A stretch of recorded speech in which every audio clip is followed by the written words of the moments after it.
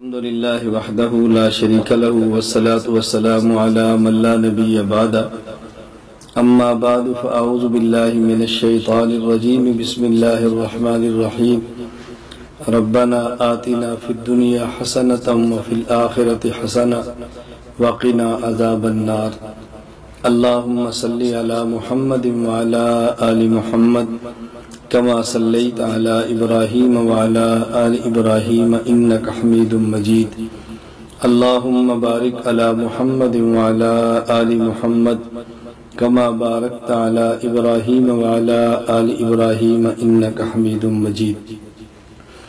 ہم اللہ رب العزت سے دعا مانگتے ہیں اللہ تعالی ہماری دنیا بھی بہتر اور اچھی بنا دے، اللہ رب العزت ہماری آخرت بھی اچھی بنا دے۔ دنیا میں بہترین زندگی گزارنے کے کچھ اصول ہوتے ہیں اور بہترین آخرت حاصل کرنے کے لیے بہترین عبادت کرنی چاہیے۔ عبادت میں 3 باتوں کا خیال کرنا چاہیے۔ نمبر 1 عبادت کس جگہ کرنی ہے، نمبر 2 عبادت کس وقت کرنی ہے، اور نمبر 3 کن سے پوچھ کر عبادت کرنی ہے۔ اس لیے کہ بسا اوقات وقت کے بدلنے سے عبادت کا اجر بدل جاتا ہے اور جگہ کے بدلنے سے عبادت کا اجر بدل جاتا ہے، تو کسی شریعت کے ماہر سے پوچھنا چاہیے کہ اس موقع پر کون سی عبادت کریں۔ میں اس مختصر سی تمہید کے بعد یہ بات عرض کرنا چاہ رہا ہوں کہ 15 شعبان کی رات جسے عام طور پر شب برات کہا جاتا ہے، شب کا معنی ہے رات اور برات کا معنی ہے بری ہونا، یعنی شب برات ایک ایسی رات ہے 15ویں شعبان کی کہ جس میں آدمی توبہ صحیح معنوں میں کرے تو اپنے گناہوں سے پاک اور صاف ہو جاتا ہے۔ مختلف احادیث شب برات کے بارے میں آئی ہیں۔ حضور اکرم صلی اللہ علیہ وسلم کے سارے مبارک ارشادات کو جمع کریں، ساری روایات کو جمع کریں، احادیث کو جمع کریں تو اس میں 2 باتیں ہمیں سمجھ آتی ہیں۔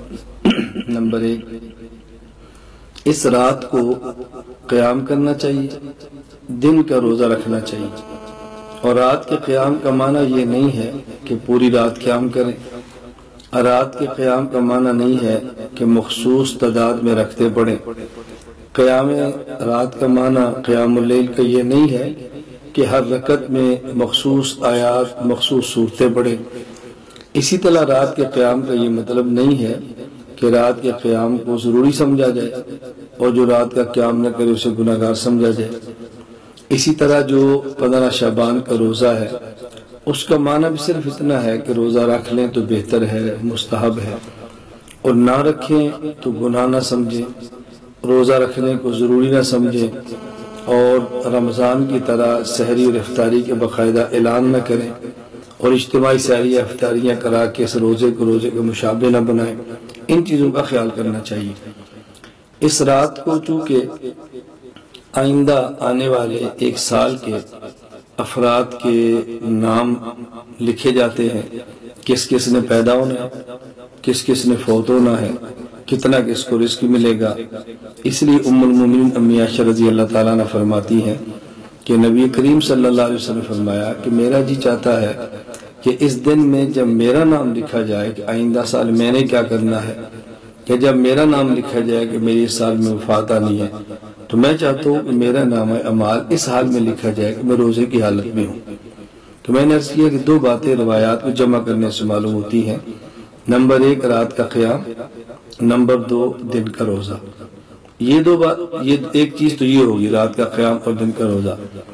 نمبر 2 روایات کو دیکھنے سے معلوم ہوتا ہے کہ اس رات اللہ رب العزت جہاں آسمان دنیا سے یہ اعلان فرماتے ہیں کوئی ہے رزق مانگنے والا جس کو رزق دیا جائے، کوئی ہے مغفرت کو طلب کرنے والا جس کے گناہوں کو معاف کر دیا جائے، جہاں یہ اعلان ہوتے ہیں اس میں کوئی شک کی بات نہیں ہے، یہ اعلانات ہوتے ہیں اور ہم اس کو مانتے ہیں۔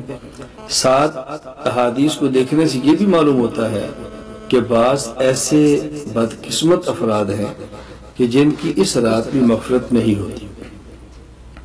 روایات کو جمع کرنے سے اور شب برات کے متعلقہ ساری احادیث کو دیکھنے سے معلوم ہوتا ہے 8 قسم کے افراد ایسے ہیں کہ جن کی اس رات میں مغفرت نہیں ہوتی۔ نمبر 1، مشرک، جو اللہ کے علاوہ کسی کو حاجت روا سمجھے، اللہ کے علاوہ کسی کو مشکل کشا سمجھے، اللہ کے علاوہ کسی کو عالم الغیب سمجھے، اللہ کی ذات کے علاوہ کسی بت یا جانور کی پوجا کرے، یہ مشرک ہے، اس کی مغفرت نہیں ہوتی۔ نمبر 2، مشاہن، ایسا وہ شخص کسی مسلمان بھائی کا دل میں بغض رکھے، اس بغض رکھنے والے شخص کی بھی مغفرت نہیں ہوتی۔ نمبر 3، مدمن خمر، ایسا وہ شخص جو شراب کا عادی ہے، اس کی مغفرت بھی نہیں ہوتی۔ کبھی شراب پیا اور توبہ کر لی، آئندہ نہ پیا، یہ الگ بات ہے۔ شراب کا عادی، اس کی مغفرت بھی نہیں ہوتی۔ بلکہ حدیث پاک میں کہ جو شخص دنیا میں شراب پیے پھر توبہ نہ کرے، اللہ اس کو جنت کی شراب سے محروم فرماتے ہیں۔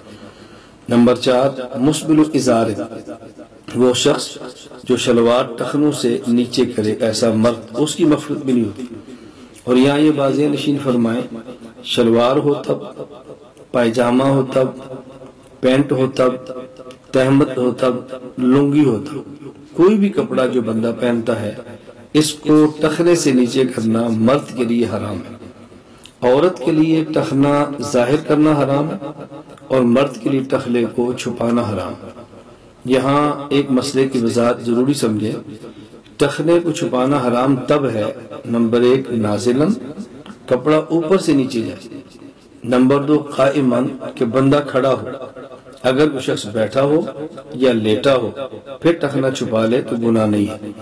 اسی طرح جراب یا موزہ جو نیچے سے اوپر کی طرف آتا ہے پہن لے، ٹخنا چھپا لے تب بھی گناہ نہیں ہے۔ تو ایک وہ شخص جو ٹخنا چھپاتا ہے اس کی مغفرت نہیں ہوتی۔ نمبر 5، قاتل، نہ حق کسی کو قتل کرنے والا، اس کی مغفرت نہیں ہوتی۔ نمبر 5، قاطع الرحم، رحم یعنی رشتہ داری کے تعلقات کو ختم کرنے والا۔ اور اس میں یہ وضاحت ضروری سمجھے، اس سے مراد وہ شخص ہے جو دنیا کی بنیاد پہ تعلق توڑے، اور اگر شریعت کی وجہ سے تعلق توڑے یا شریعت کے حکم ہو کہ ایسے بندے تعلقات منقطع کریں، وہ اس کے اندر شامل نہیں ہے۔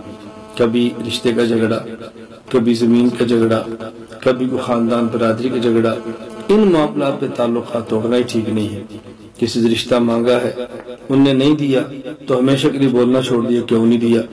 ان کی مرضی ہے، بیٹی ہے ان کی مرضی ہے، بیٹا ہے، وہ رشتہ دیتے ہیں تو ٹھیک ہے، نہیں دیتے تو ان کی مرضی ہے، اس پر تعلقات ختم نہیں کیے جا سکتے۔ اسی طرح عاق الوالدین، نافرمان، ماں کا نافرمان یا والد کا نافرمان یا دونوں کا نافرمان، اس رات اس شخص کی بھی اللہ مغفرت نہیں فرماتے۔ اسی طرح 8واں، وہ شخص جو زنا کرے۔ حدیث پاک میں زانیہ کے لفظ ہے، عورت، زنا کرنے والی۔ جو حکم زانیہ عورت کا ہے وہ حکم زانی مرد کا ہے۔ بطور خاص عورت کی بات اس لیے کی ہے کہ عورت کو شریعت نے حفاظت کے اتنے اسباب دیے ہیں کہ اس کو زنا کے قریب بھی نہیں جانا چاہیے۔ جسم چھپائے، گھر میں رہے، اس کے انتظامات، اگر بچی ہے ماں باپ کے ذمہ ہے، اور شادی ہوتی ہے تو والد کے ذمہ ہے، شوہر کے ذمہ ہے، پھر اس کے بھائیوں کے ذمہ ہے، بڑی ہو جائے تو اولاد کے ذمہ ہے، اس کو کسب معاش کے لیے باہر نہیں جانا پڑتا، کمانے کے لیے باہر جانا ضروری نہیں ہے، تو عورت کے لیے کچھ احوال ایسے ہیں کہ اس کے لیے حفاظتی انتظامات زیادہ ہیں، بطور خاص اس کا نام لیا۔ بہرحال زنا کا عادی مرد ہو یا عورت، ان کی مغفرت بھی رات نہیں ہوتی، باقی تمام کی مغفرت ہو جاتی ہے۔ اس رات میں اور دن میں اللہ توفیق عطا فرمائے تو رات کا قیام کرے، حسب استطاعت نوافل پڑھے، اور اللہ توفیق دے تو حسب استطاعت دن کا روزہ رکھے۔ کوئی غریب ہے تو اس کو سحری افطاری کرا دے، یہ بھی ٹھیک ہے۔ اور اگر یہ کام نہ کر سکیں تو بطور خاص 2 چیزوں کا خیال فرمائے۔ نمبر 1، عشاء کی نماز جماعت کے ساتھ پڑھے اور کوئی گناہ گیس ہو جائے سنت کے مطابق، اور صبح فجر کی نماز جماعت کے ساتھ پڑھے مرد۔ خواتین عشاء کی نماز پڑھیں، سنت کے مطابق سوئیں اور صبح فجر کی نماز پڑھ لیں، اللہ رب العزت توفیق عطا فرمائے۔ بس یہ کام کریں۔ دن کو روزہ نہیں رکھ سکتے تو گناہوں سے بچنے کا اہتمام کریں۔ ایک تو اس کا خیال کریں کہ نوافل رات کو اور دن کا روزہ نہ رکھ سکیں تو کم از کم گناہوں سے بچیں، اور دوسرا بطور خاص شب برات کے موقع پر خرافات سے بچیں۔ کہیں حلوہ اور پوڑی کو ضروری سمجھا جا رہا ہے، اور کہیں رات کو پٹاخے بجانے یہ بچوں کے لیے ضروری سمجھا جا رہا ہے، کہیں اجتماعی عبادت تسبیح کی نماز پڑھنی ضروری سمجھی جا رہی ہے، کہیں خواتین اور مردوں کا مخلوط اجتماع ضروری سمجھا جا رہا ہے، کہیں مساجد اور دیگر جگہوں کو چراغاں کرنا ضروری سمجھا جا رہا ہے۔